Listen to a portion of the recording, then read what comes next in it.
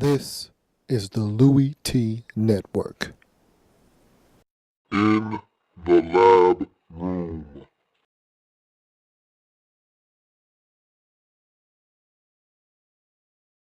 Welcome, you are in the Lab Room. I'm your host, Lou. Thank you for joining me here today on the Tuesday edition of In the Lab Room, here to break down that Monday night matchup.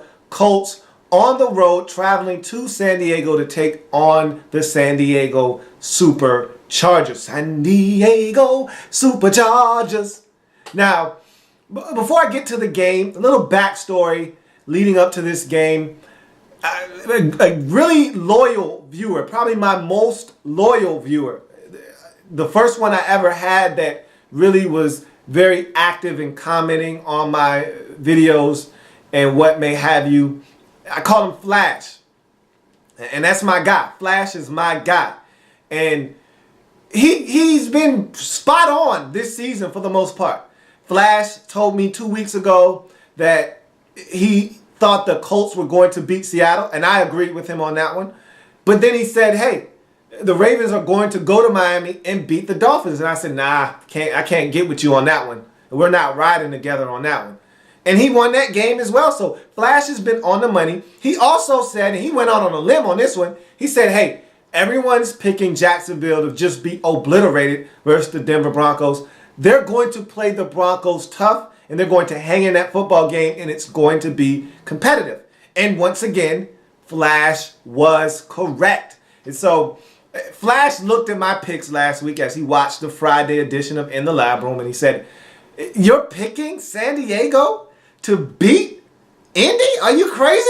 He said, you're crazy. He flat out called me crazy, and I told Flash, look, San Diego is going to get the job done. You wait and you see. And this team is an enigma. The San Diego Chargers are an enigma because you don't know what Chargers team you're going to get from week to week. I do know this, however. They're going to play competitive football. They're going to be in a game. And if they can ever learn how to close out football games, this is going to be a scary team because they're playing offense. Phillip Rivers, he's back. And I don't know where he went. I don't know what that hiatus was for, but he's back. Mike McCoy has infused Phillip Rivers with new life. Second life is what he's been given. And Phillip isn't going to waste this opportunity. Antonio Gates is healthy again. Keenan Allen has turned out to be a stud, and I felt like he was going to be. I felt like they got a steal when they got Keenan Allen in this draft, where they were able to draft him because he was a guy that was slated to go in the first round. He got injured, couldn't work out at the combine. He ran a slow time, and people were turned off by that. Look at the tape. Look at the production at Cal. There was no reason for this guy to fall to where he fell. And I thought the Chargers got a steal, and now you're seeing that the Chargers got a steal. Keenan Allen is playing football. You're getting production out of Vincent Brown. You're also getting other guys to step up. Danny Woodhead has been tremendous in this season thus far. And I said, he's the new Darren Sproles. He's missed that element. I've said that since the day Darren Sproles left. Phillip Rivers has missed that element of a guy that can run, that can catch it out of the backfield and be a mismatch like Darren Sproles was for this offense for so many years. And now he has that back. So I think that's a huge part of why Phillip Rivers is being successful. And not to mention the offensive line is playing some solid football. I didn't think Ken Dunlap was going to be able to come over and play a competent left tackle, but King Dunlap has done exactly that. So you go out, you pick up some guys in the draft, and you go out and get a couple of free agents, and voila, this is a different San Diego Chargers football team, and they've played like it. Now, they haven't always won games. That game against Oakland last week, bit of a head scratcher because you didn't see that one coming. But this is a Chargers team. When they're at home, they're dangerous. And Indy was due for a letdown. I said, hey, this Indianapolis Colts team, they went to San Francisco and ripped the 49ers a new one. They went home and they took care of an undefeated Seattle Seahawks team. And then you're looking up at the standings, and they're 4-1. They're leading their division, and they're playing confident football. Chuck Pagano has started to change the identity of this team from a pass-happy, pass-first offense under Bruce Arians a season ago to now more of a run-dominant football team that looks to pass off of the run. And this defense is starting to get aggressive. They're starting to fit into that 3-4 mold. Last year was the first year they were kind of struggling with that transition. Now they're getting a little bit more comfortable. They have some more parts. They feel really good about what they're doing defensively, and so this is a different team. But I felt like San Diego and the combination of these two things were going to net the Chargers a win. The Chargers came into this game, and I think they were going to be overlooked by the Indianapolis Colts because they're looking forward to the Manning Bowl. They're looking forward to having that Sunday night football matchup versus Peyton Manning. Peyton's coming home to the place that he helped build, and everyone's going to build that up as this highly touted football game. And look, we know all of the things that are going to come with that game, the spectacle that that's going to become. That game itself is going to be a separate entity onto itself. So they were going to overlook the Chargers somewhat for that reason. And this is a good San Diego Chargers football team. I've said that many times before. Again, they're an enigma. You don't know what you're going to get. But at home, dangerous football team. On the road, dangerous football team. Keep in mind, if not for a last-second loss to Tennessee, if not for a last-second loss to the Texans, this is a 4-1 football team. So we're talking about a team that's been in every game, that's played some good football. They just have to close the show. So looking at this game, I thought the Chargers had enough to go out and get it done. Did I see the score being as low as it was? Absolutely not. And I thought that this was huge on the part of the Chargers to come out and play some good defense. And that's what they did in this game. They set the tone early. They came out. They established the line of scrimmage. They weren't allowing the Indianapolis Colts to run the football. They put the onus on Andrew Luck to get it done, and they didn't allow him to do that. He was a little sporadic, was Andrew Luck, but for the most part, pressure on him by the San Diego Chargers defense. They weren't able to run and stay in third and manageable, so they found themselves in third and long all game long. And they forced the issue against Andrew Luck and this Colts offense, and they kept them off balance all game long. The run game was essentially non-existent. Andrew Luck wasn't allowed to escape out of the pocket and create. He was kept in the pocket. They contained him, and when in the pocket, they collapsed the pocket and forced him to have to make some tough throws with a lot of garbage around him, and he simply was not able to do that consistently in this football game. And so give credit to the San Diego Chargers defense as well as this offense for not turning the football over, for not giving up short fields to the Indianapolis Colts, for not giving them any momentum. From the start of this game to the end of the game, the San Diego Chargers were in control. They were never dominant in this football game, but they were in control. They were in control of the pace. They were in control of the lead, and they made sure that they kept tabs on this Colts offense and didn't allow them to ever get comfortable. There were no touchdowns given up by this Chargers defense in this football game. They never surrendered the lead, did the San Diego Chargers in this football game. They were always on top in this game, and kudos to them for finding a way to gut out a victory, because nothing was pretty. Nothing was aesthetically pleasing about this football game. If you're a Chargers fan, it was beautiful to your eyes because you saw the defense step up. You saw the offensive line get Phillip Rivers time. You saw the running game come to life. You saw all of the things that are going to make you a contender down the road for a playoff spot potentially later on in the season show up in this game. But not only did you see that, you saw Phillip Rivers show the ability to show some restraint. If it's not there, no need to force it. Punt the football, let my defense play. They played all day. Let's keep it going. And so last year, Phillip Rivers would have forced the issue, tried to make some plays, turned it over 2 or 3 times in this game, and they would have lost this football game 27-17. Instead, Phillip Rivers doesn't take those chances. If it's not there, kick the field goal. Nick Novak was kicking the football in this game. 4 for 4 in this game on field goals. And they tacked on an early touchdown to Keenan Allen and a beautiful catch where he laid out in the end zone. Beautiful throw by Phillip Rivers. And let your field goal kicker do his job. Let your defense do their job, and you can win the football game. And that's what they did in this game. And in the late stages, you felt like, oh, here we go again. Andrew Luck with the football, chance to tie the football game. If he gets it tied, they're going to end up winning this game. That was the feeling that I got. if the Chargers could stop them from getting in the end zone, they were going to win this football game. But if they ever allowed Andrew Luck and this Colts offense, who had done nothing all day, to finally taste the end zone at the end of the ball game, they were going to lose. Well, they kept them out of the end zone. And then in winning fashion, this is what you do when you want to win games. You do not give the football back to the opposing team with a chance to tie or win the football game. You eat that clock up. If at all possible, you don't give the football back, but if you have to give it back, you make sure you get points in the process. And that's what the Chargers did. They ate up the clock.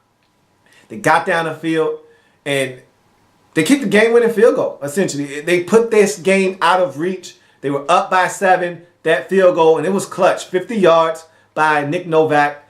Drills it, puts them up 10, seals this victory. You had a couple of blunders late. You got a guy like Ryan Matthews running out of bounds late in the game when you're trying to force them to use their timeouts and eat up the clock. That can't happen. Mike McCoy has already come out and said as much, and so he's got to be smarter down the stretch in ball games.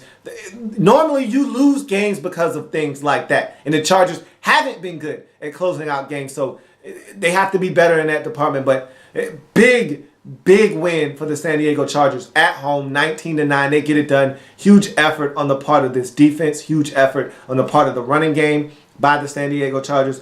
Big game by Ryan Matthews. He was tough in this game. He got the tough yards. He did all of the little things that you need to do to win football games. Phillip Rivers didn't turn the football over. He played some phenomenal football in this game. And you look at it from the Indianapolis Colts perspective, hey, I don't want to say they overlooked the Chargers, because I feel like the Chargers need to be given credit. They played a very good football game, but they came out flat in this game.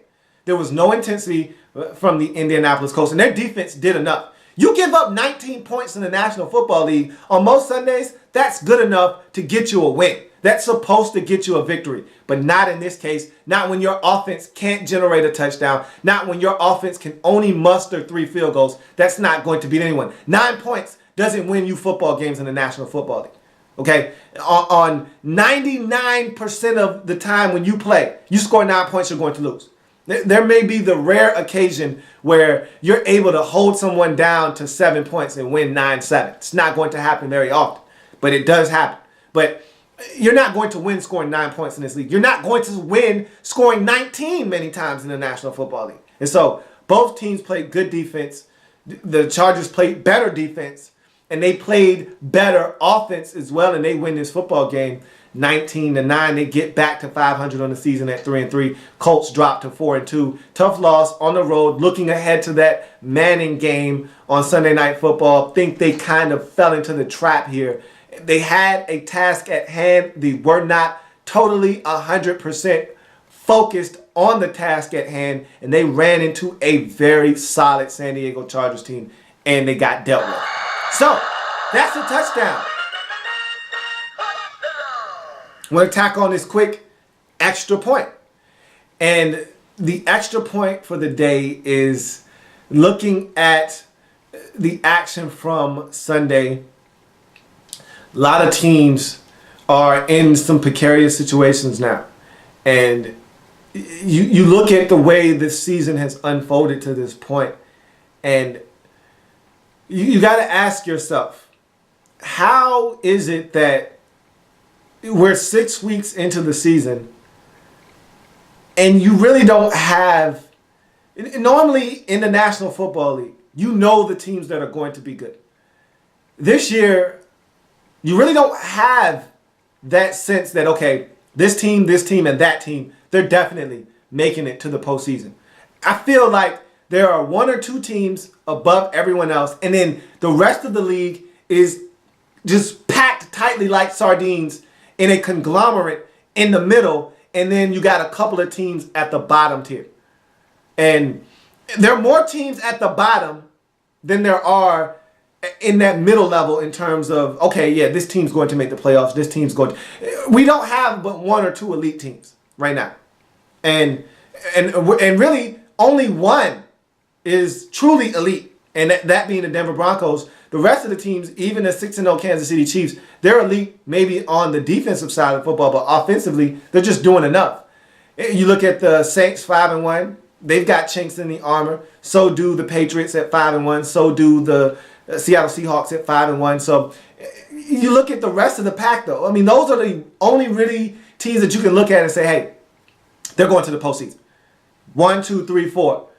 Everyone else, I mean, I want to throw San Francisco in there too at 4-2, playing some confident football, scoring some points. You can go ahead and toss them in there as well. But for the most part, you look around the league, and everyone else is in that conglomerate in the middle. And then you got some bad teams at the bottom. Of course, your Jacksonville, your New York Giants. You want to throw a couple of one-win teams in there, by all means. If you want to throw the Redskins in there, you want to throw the Steelers in there, by all means, be my guest. If you want to throw some one-win teams in that mix as far as bad teams are concerned, knock yourself out. Of course, Tampa Bay is down there, another winless outfit. And so I'm looking for some separation is what I'm basically asking for. There's too many teams that are so close together right now that I can't really. This league has been hard to figure out as it is on its own.